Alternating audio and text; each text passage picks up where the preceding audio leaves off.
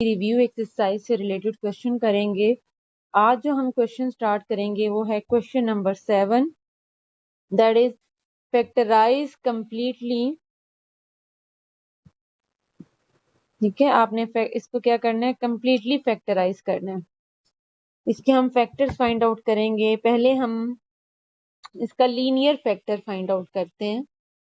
हम क्या find out करेंगे, linear factor through factor theorem. We will apply factor theorem. How? By testing factors of the constant term 8। ठीक है, इसको हम कैसे करेंगे, पहले हम फैक्टर थ्योरम लगाएंगे। फैक्टर थ्योरम आपको पता है क्या आता है, रिमाइंडर आपका 0 देता है। अगर रिमाइंडर 0 दे रहा है तो इसका मतलब है वो गिवन नंबर क्या है, फैक्टर है गिवन फंक्शन का। तो अब हम क्या करेंगे, ये हमारे पास फंक्शन है, इसमें जो हमारी कांस्टेंट टर्म है दैट इज 8। ये वाली क्या है, इसके हम फैक्टर्स लिखेंगे। फैक्टर्स क्या हमारे बनते हैं, इसके फैक्टर्स हमारे +-1, +-2, +-4 और +-8। अब ये जो फैक्टर्स हैं ये हम given function f(x) 2x³ + 3x² - 18x + 8 में पुट करेंगे। ठीक है, अब आप स्टार्ट करें। कैलकुलेटर आपके पास है, एक दफा इक्वेशन लिखें, जस्ट इसमें वैल्यूज पुट करें। तो जब मैंने इसको पुट किया था f(2), जब मैंने 2 पुट किया था तो क्या हुआ, मेरा रिमाइंडर जो है, जो आंसर है वो 0 आ गया था। ठीक है, 0। सो इसका देखो हमने 2 पुट किया है तो हम लिखेंगे x-2। अगर हम पुट करते f-2 तो हमारा होता x+2, क्योंकि जब हम इक्वेट करते हैं +2 = 0 इट विल बी x-2। ठीक है, तो हमारा सेम ये आ गया, हमारा बना x f(2) है तो हम x-2 लिखेंगे। तो इसके ऊपर हमारी वैल्यू 0 आ गई है, तो इसका मतलब है this is a factor of the given function, given polynomial. ये तो हमारा एक फैक्टर हो गया। उन्होंने क्या, फैक्टराइज कंप्लीटली करना है। अभी तो हमने एक फैक्टर फाइंड आउट किया है। Now let's find out the other factors. How? We will do the algebraic division. Our next step will be long division. We will divide the polynomial. Algebraic division.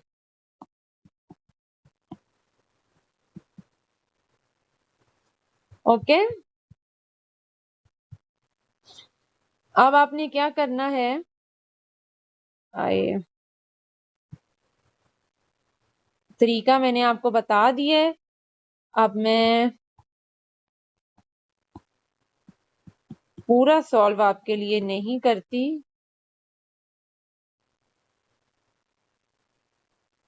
क्या हमारा निकला था x-2। ये जो हमने ऊपर फाइंड आउट किया, इसके थ्रू जब आप फाइंड आउट करोगे तो आपका जो फैक्टर निकलेगा दैट विल बी,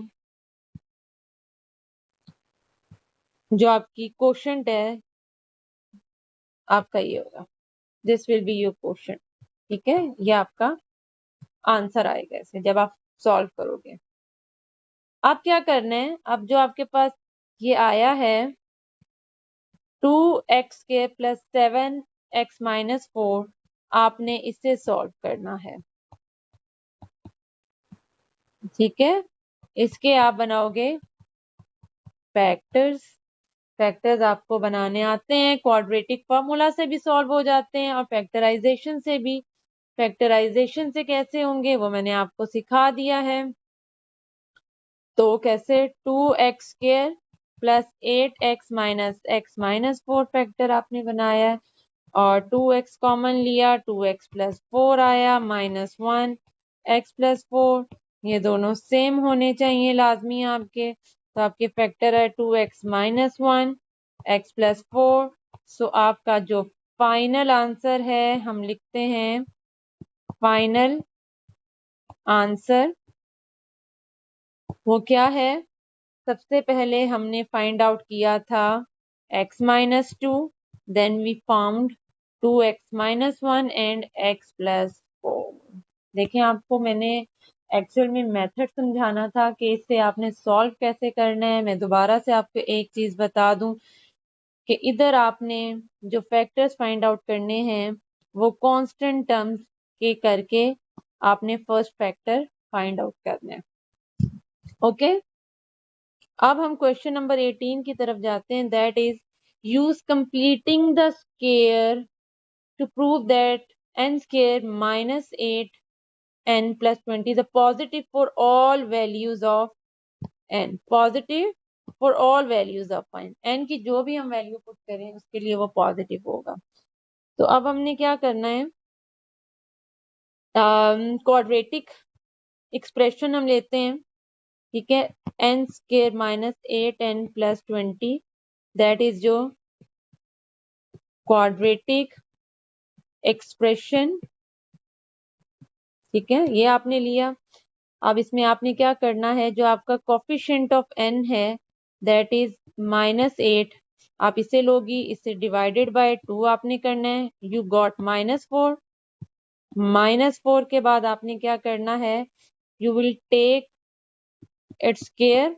स्क्वायर किया दैट इज 16 हाँ जी अब आपका जो काम शुरू होगा वो क्या है आपका क्वेश्चन था n square minus 8n plus 20 तो आपने क्या किया है ये फाइंड आउट किया है 16n स्क्वायर माइनस 8n आपने इसे ऐड भी करना है और इसे आपने सब्ट्रैक्ट भी करना है देखो मैथ में एक चीज रूल याद रखना जो चीज ऐड करें वो सब्ट्रैक्ट भी करते हैं और जो चीज डिवाइड करें वो मल्टीप्लाई भी करते हैं एक्चुअली कंप्लीटिंग स्क्वायर में क्या होता है कंप्लीटिंग स्क्वायर में हम फॉर्मूला बनाते हैं कंप्लीटिंग स्क्वायर में कौन सा a minus b whole square that is a square minus 2ab plus b square and a plus b whole square a square plus 2ab plus b square तो अब आपने क्या करना है अब आपने फार्मूला बना लिया ये आपका +16 आपने लेना है आप सोचेंगे माइनस क्यों नहीं लेना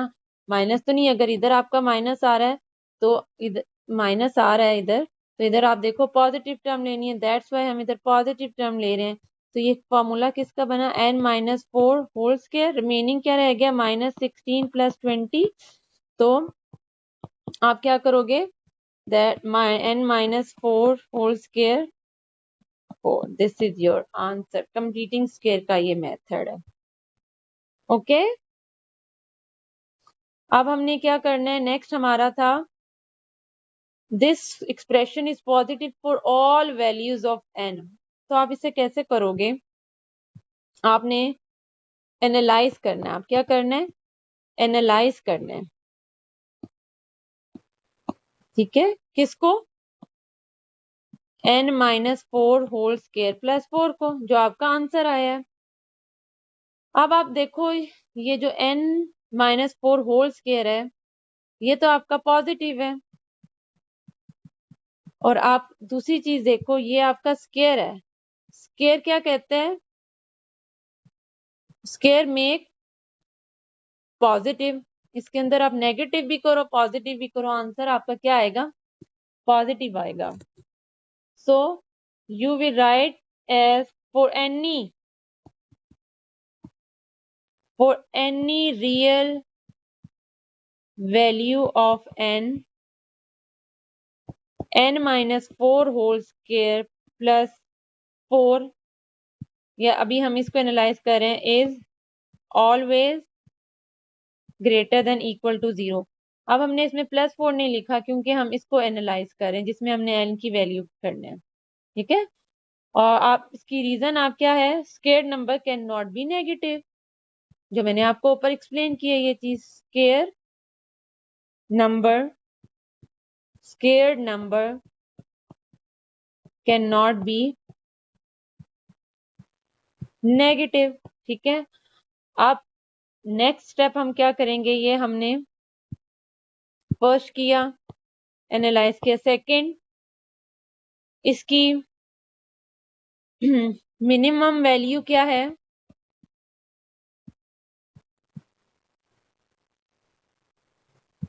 जीरो है।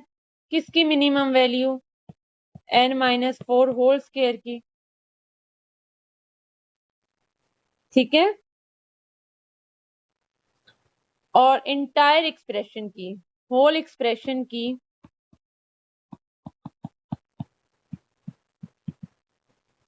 एक्सप्रेशन की जो मिनिमम वैल्यू है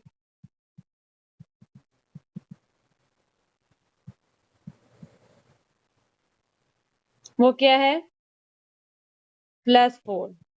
अब आप इधर, मैं पहले आपको एक चीज एक्सप्लेन कर दूं, मिनिमम वैल्यू क्या है इस एक्सप्रेशन की, 4, जीरो। कैसे जीरो, अगर मैं इधर 4 पुट करूं तो क्या आ जाएगा, जीरो आ जाएगा।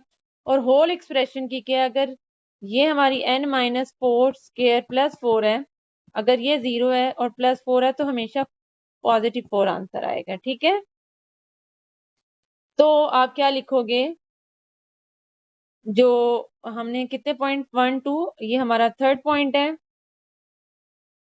तो आप लिखो the expression which expression n square minus 8n plus 20 is positive for all values of n। ये देखो कितना मजे का अच्छा सोल्यूशन है, मैंने आपको एक एक चीज एक्सप्लेन कर दी है। ठीक है, आई होप सो ये आपको क्लियर होगा।